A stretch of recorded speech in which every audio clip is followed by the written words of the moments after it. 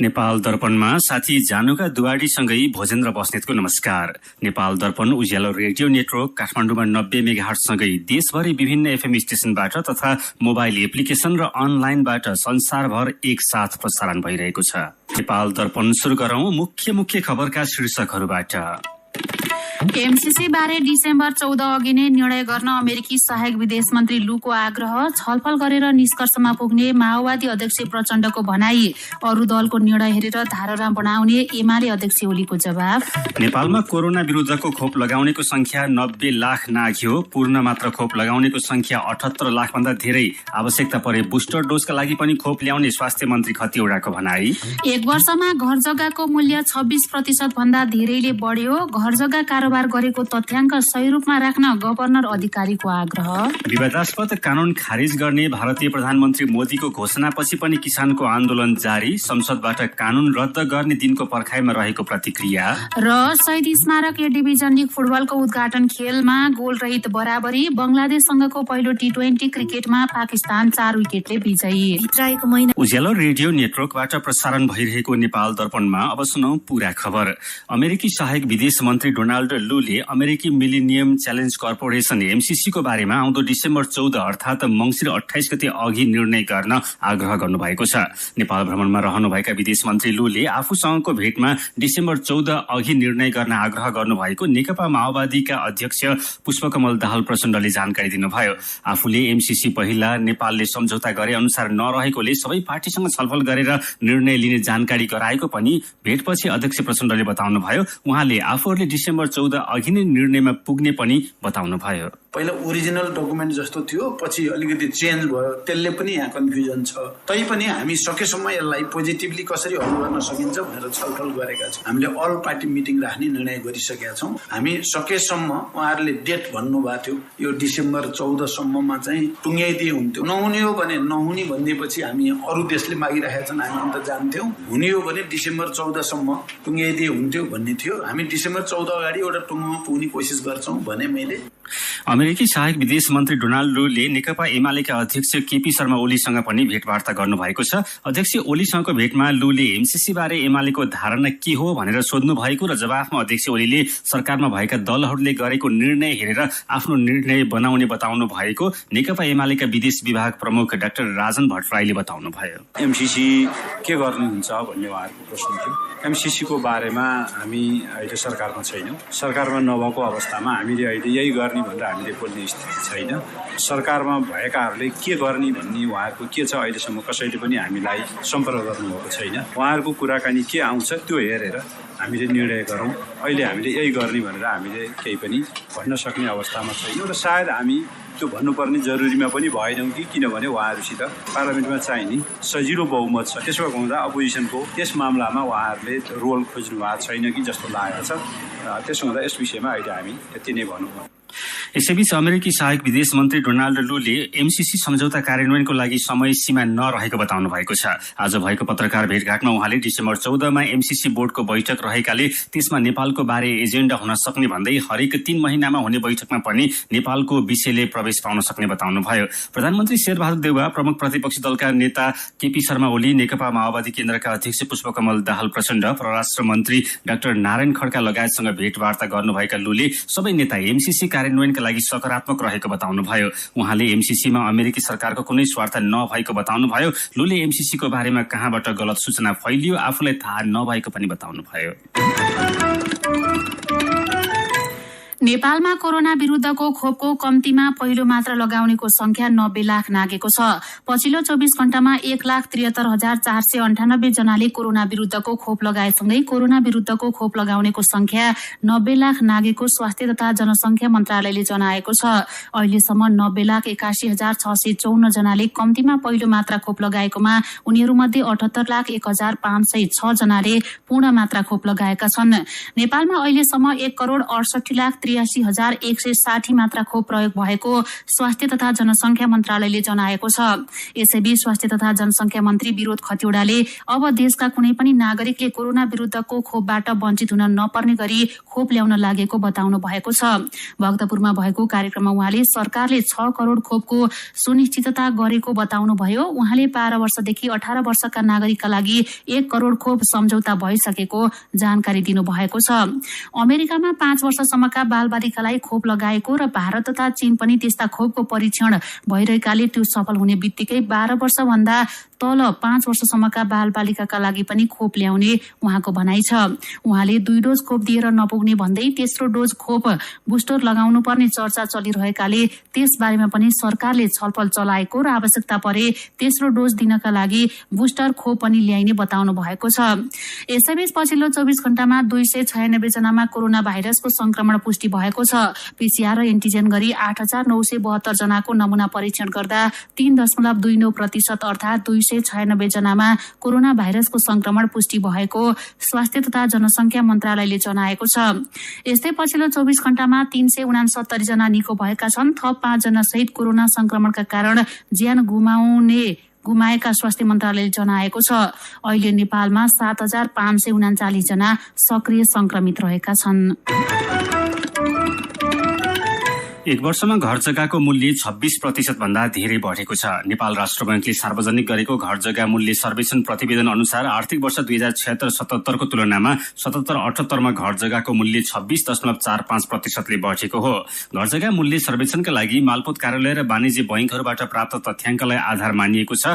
वाणिज्य बैंक र मालपोत कार्यालयमा घर जग्गाको मूल्य वृद्धि दर फरक पाइएको पनि प्रतिवेदनमा उल्लेख छ। मालपोत कार्यालयहरूबाट प्राप्त तथ्याङ्कका आधारमा यस्तो घर जग्गाको मूल्य वृद्धि 19.73% मात्रै रहेको छ। तथ्याङ्क संकलन गर्दा प्रारम्भिक सर्वेक्षणको आधारमा सबैभन्दा धेरै घर जग्गा कारोबार हुने ठाउँहरूलाई छनौट गरिएको राष्ट्र बैंकले जनाएको छ। प्रतिवेदन सार्वजनिक गर्दै नेपाल राष्ट्र बैंक गभर्नर महाप्रसाद अधिकारीले घर जग्गा किनबेच गर्ने व्यवसायी संघ संगठनले कारोबार गरेको तथ्याङ्क सही राख्न आग्रह गर्नुभयो। गभर्नर अधिकारीले बैंक, मालपोत र घर जग्गा व्यवसायी संघहरूले गरेको कारोबारको सही तथ्याङ्क राख्दा घर जग्गा कारोबारमा अहिले भइरहेको असमान मूल्यमा समानता ल्याउन सहयोग पुग्ने बताउनुभयो। नेपाल बार एसोसिएसनलाई वार्तामा आउन प्रधान न्यायाधीश सोलेन्द्र शमशेर राणा जवराले फेरि आह्वान गर्नु भएको छ। झण्डै 1 महिनादेखि आन्दोलन गर्दै आएको बारलाई पत्र पठाएर प्रधान न्यायाधीश राणाले वार्तामा आउन आह्वान गर्नु भएको हो। प्रधान न्यायाधीश जवराले आफूले न्यायपालिकाको सुधार र सुदृढीकरणका लागि जस्तोसुकै सहयोग गर्न तयार रहेको बेहोरा उल्लेख गर्दै संवाद र छलफलबाट नै समाधान खोज्ने गरी पत्र पठाउनु भएको बारका महासचिव लीलामणि पौडेलले बताउनुभयो। यसै गएको सोमबार पनि प्रधान न्यायाधीश राणाले वार्ताका लागि आन्दोलित कानून व्यवसायीलाई वार्तामा आउन आग्रह गर्नु भएको थियो। यसैबीच नेपाल बार एसोसिएसनको कार्यालय परिसरमा कानून व्यवसायीलाई जथाभावी गाली गर्ने 2 जना पक्राउ परेका छन्। तीर्थ ढकाल र सीताराम श्रेष्ठलाई प्रहरीले पक्राउ गरेको हो। प्रधानमन्त्री शेरबहादुर देउवाले हस्तकलाको व्यापारसँग सम्बन्धित करका समस्यालाई समाधान गर्ने बताउनु भएको छ। काठमाडौँमा आजदेखि शुरू भएको नेपाल हस्तकला महासंघको 18औं हस्तकला व्यापार मेला तथा 16औं हस्तकला प्रतियोगिताको उद्घाटन गर्दै प्रधानमन्त्री देउवाले हस्तकला व्यापारको लागि करको समस्या समाधान गर्न सहजीकरण गर्ने बताउनुभयो। प्रधानमन्त्री देउवाले हस्तकलाको मौलिक सिप नयाँ पुस्तामा हस्तान्तरणका लागि तालिम दिनुपर्ने आवश्यकता रहेको पनि बताउनुभयो। 18औं हस्तकला व्यापार मेला आउने 5 गतेसम्म चल्नेछ। यसैबीच प्रधानमन्त्री शेरबहादुर देउवाले योगको महत्व संसारभर रहेको बताउनु भएको छ। रामदेव पतञ्जलि योगपीठ नेपालले आयोजना गरेको कार्यक्रममा प्रधानमन्त्री देउवाले योगको महत्व संसारभर रहेको बताउनु भएको हो। उहाँले संसारमा दुष्प्रभाव नभएको एउटा मात्र औषधि आयुर्वेद भएको बताउनु भएको छ। प्रधानमन्त्री देउवाले सरकारले नेपालमा आयुर्वेदिक औषधि बनाउनका लागि आवश्यक पर्ने जग्गादेखि अरू कुराहरू उपलब्ध गराउने बताउनु भएको हो। हिजो नेपाल आउनुभएका भारतीय योग गुरु रामदेवले आज 2 टेलिभिजनको उद्घाटन गर्नु भएको छ।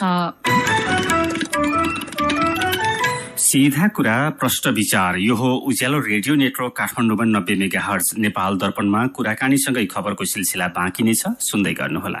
तपाईँ अहिले रेडियो, मोबाइल एप्लिकेशन र अनलाइनबाट प्रसारण भइरहेको उज्यालो रेडियो नेटवर्कको नेपाल दर्पण सुन्दै हुनुहुन्छ।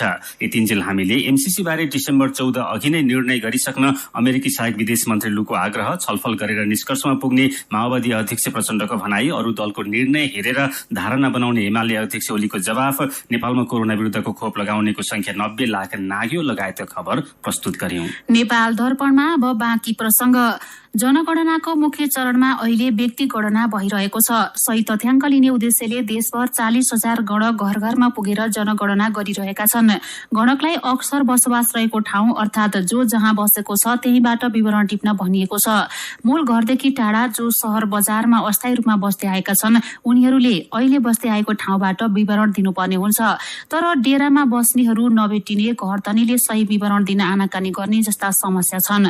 घरधनीबाट सही विवरण लिन सम्बन्धित पालिकाको भूमिका के हुन सक्छ भनेर साथी मदन पौड्यालले नेपाल नगरपालिका संघका अध्यक्ष अशोक कुमार ब्यान्जुलाई सोध्नु भएको छ। शहरीकरणको, ग्रामीण क्षेत्रको स्थिति, जनताको आय आर्जनको स्थिति, भौतिक सुविधाहरूबाट मान्छे कति सम्पन्न भए भन्ने खालको कुरोले चाहिँ हाम्रो देशको आगामी योजना तर्जुमामा देशको वस्तुगत अवस्था आउने झल्किने हुनाले यो कार्यमा अब देशका सबै क्षेत्रहरूले सहयोग गर्नुपर्छ।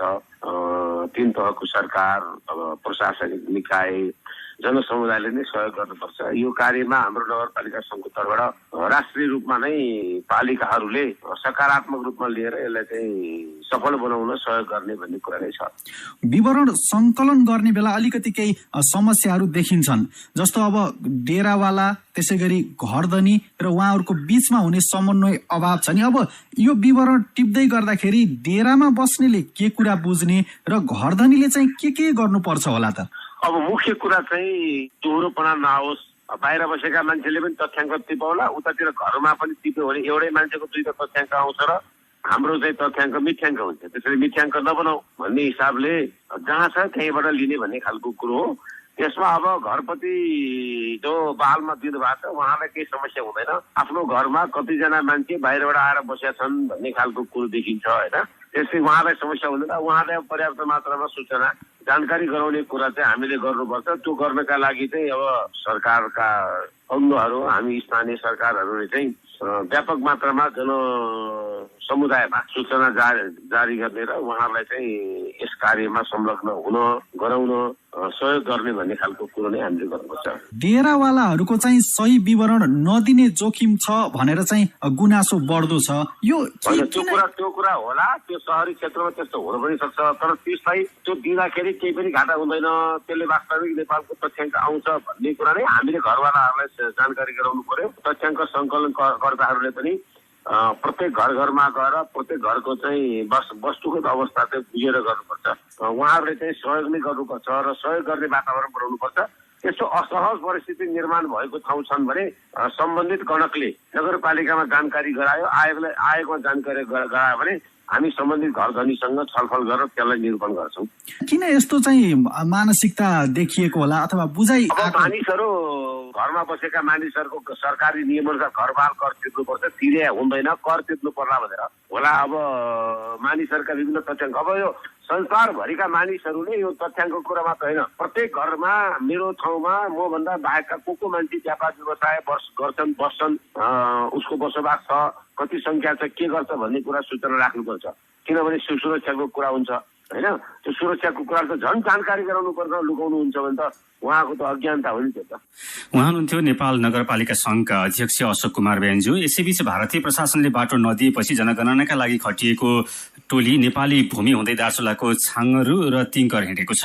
दार्चुलाको ब्यास नगरपालिका 1 छाङ्गरू र तिङ्करको जनगणनाका लागि जाने गणकहरूलाई भारतले बाटो प्रयोग गर्न अनुमति नदिएपछि उनीहरूलाई नेपाली भूमि हुँदै त्यसतर्फ पठाएको केन्द्रीय तथ्याङ्क विभागका उपमहानिर्देशक हेमराज रेग्मीले जानकारी दिनुभयो। नेपाली भूमि हुँदै छाङ्गरू र तिङ्कर पुग्न 3 दिन लाग्छ। भारतीय भूमि हुँदै भने एकै दिनमा पुग्न सकिन्छ। सजिलो बाटो र छिटो पुगिने भन्दै नेपालले भारतसँग बाटो प्रयोगको अनुमति मागेको थियो, तर भारतीय प्रशासनले अनुमति नदिएपछि नेपाली टोली जोखिम मोलेरै नेपाली बाटो हुँदै त्यसतर्फ गएका हुन्। त्रिभुवन अन्तर्राष्ट्रिय विमानस्थलबाट प्रहरीले बरामद गरेको 2 किलो भन्दा धेरै सुन दुबईमा रहेको भारतीय गिरोहले पठाएको पाइएको प्रहरीले जनाएको छ। दुबईमा रहेका भारतीय को हुन् भन्ने पहिचान भने नभएको विमानस्थल प्रहरी प्रमुख प्रहरी वरिष्ठ परीक्षक एसएसपी राजेशनाथ वास्तोलाले जानकारी दिनुभयो। नेपाल एयरलाइन्सको जहाज मार्फत दुबईबाट आज काठमाडौँ आएका सिराहाका सरोज सहनी र दाङका सीताराम चौधरीलाई त्रिभुवन अन्तर्राष्ट्रिय विमानस्थल प्रहरीको टोलीले लेतो अवस्थाको 2 केजी 116 ग्राम सुनसहित पक्राउ गरेको थियो। उनीहरू दुवैजना 1 महिना अगाडि मात्रै दुबई गएको पाइएकाले सुन ल्याउनकै लागि गएको हुन सक्ने एसएसपी वास्तोलाले बताउनुभयो। आज सुन भित्रँदैछ भन्ने सूचनाका आधारमा निगरानी बढाइएको प्रहरीले पार्किङ क्षेत्रबाट 2 जनालाई पक्राउ गरेको हो। काठमाडौँमा रहेको गिरोहको बारेमा अनुसन्धान भइरहेको प्रहरीले जनाएको छ। यस्तै विमानस्थलको आगमन कक्षको सुरक्षा जाँचमा सुन कसरी बाहिरियो भन्ने पनि अनुसन्धान भइरहेको एसएसपी वास्तोलाले बताउनुभयो। आउँदो माघ 12 गते राष्ट्रिय सभा चुनाव हुने भएको छ। हिजो बसेको मन्त्री परिषद बैठकले आउँदो माघ 12 गतेको लागि चुनावको मिति तोकेको सरकारका प्रवक्ता एवं सूचना तथा सूचना प्रविधि मन्त्री ज्ञानेन्द्र बहादुर कार्कीले जानकारी दिनुभयो। आउँदो फागुन 20 गतेदेखि राष्ट्रिय सभाका 20 सदस्यको पद रिक्त हुँदैछ। नेकपा माओवादी केन्द्रले भोलि देश पर्ने वडा सम्मेलन गर्ने भएको छ। वडा सम्मेलनको सम्पूर्ण तयारी पूरा भएको पार्टीका प्रवक्ता कृष्ण बहादुर महराले जानकारी दिनुभयो। माओवादीले पार्टीलाई नयाँ सिराबाट निर्माण गर्नका लागि वडा सम्मेलन कोर्से ढुङ्गा साबित हुने विश्वास लिएको छ।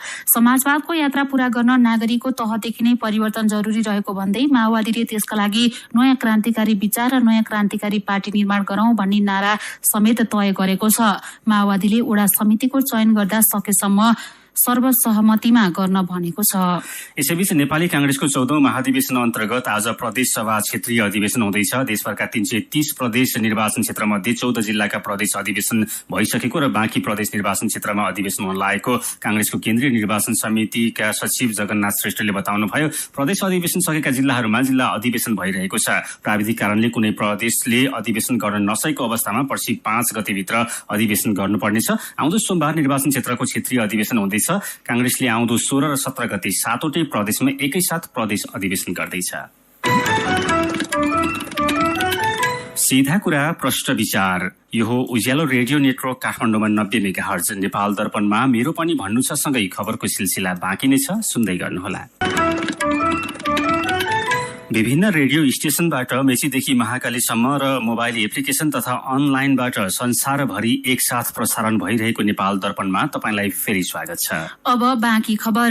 देशभर चिसो बढेको छ। तुवालो बढेको तथा हिमाली क्षेत्रमा हिमपात समेत शुरू भएकाले देशभरि नै चिसो बढेको जल तथा मौसम विज्ञान विभागका मौसमविदहरूले बताएका छन्। यस्तै अरब सागरमा बनेको न्यूनचापीय क्षेत्रको आंशिक प्रभाव देशैभरि परेका कारण आउँदा दिनमा चिसो अझै बढ्न सक्ने मौसम पूर्वानुमान महाशाखाका वरिष्ठ मौसमविद इन्दिरा गणेलले जानकारी दिनुभयो। पर्सिदेखि घाम लाग्ने सम्भावना रहे पनि अब तापक्रम भने घट्दो क्रममै रहने उहाँले बताउनुभयो। सप्तरीको छिन्नमस्ता गाउँपालिकाका सबै सामुदायिक विद्यालयहरू अनिश्चितकालका लागि बन्द भएका छन्। गाउँपालिका विरुद्ध आन्दोलनरत कर्मचारीको समर्थन गर्दै शिक्षकहरू पनि आन्दोलित भएपछि विद्यालय बन्द भएका हुन्। गाउँपालिकामा 19वटा सामुदायिक विद्यालयमा झण्डै 5000 विद्यार्थी अध्ययनरत छन्। सिख धर्मावलम्बीहरूले आज गुरु नानकको जन्म जयन्ती मनाएका छन्। हरेक वर्ष कार्तिक शुक्ल पूर्णिमाको दिन धार्मिक एवं सामाजिक कार्यक्रम गरी गुरु नानकको जन्म जयन्ती मनाउने गरिन्छ। भारतको पञ्जाब प्रान्तमा सबैभन्दा पहिले सिखको शुरूआत भएको मानिन्छ। सन् 1469 मा जन्मिएका गुरु नानकको शिक्षाकै आधारमा सिख धर्मको शुरूआत भएको हो। नेपालका विभिन्न ठाउँमा सिख धर्मावलम्बीहरूले नानकको जन्म जयन्ती मनाएका छन्।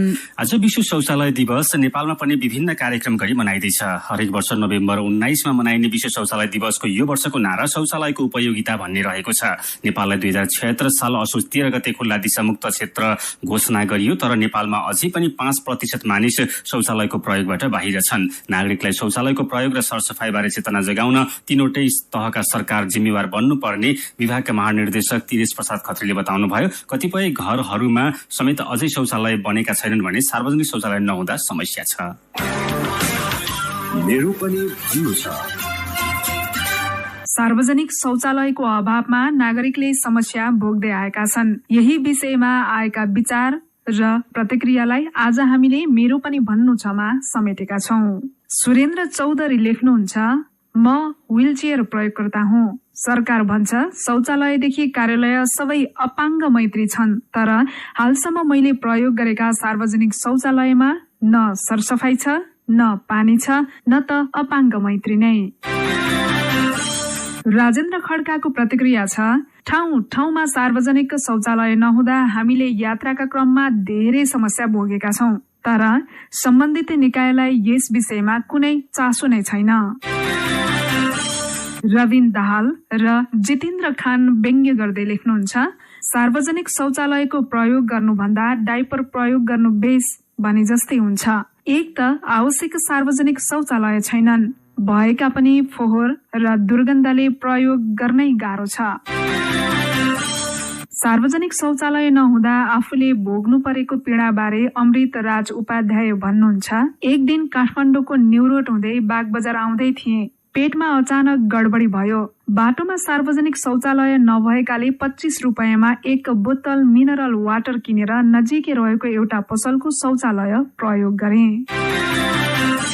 सरुभक्त छेत्रीले लेख्नु भएको छ, सार्वजनिक शौचालय होस् वा संस्थागत शौचालय, गएर शौच बस्न सक्ने अवस्था नै छैन, न सरसफाई, न पानी, न साबुन नै। शौचालय भए पनि शौच नै नगरी फर्केको अनुभव छ।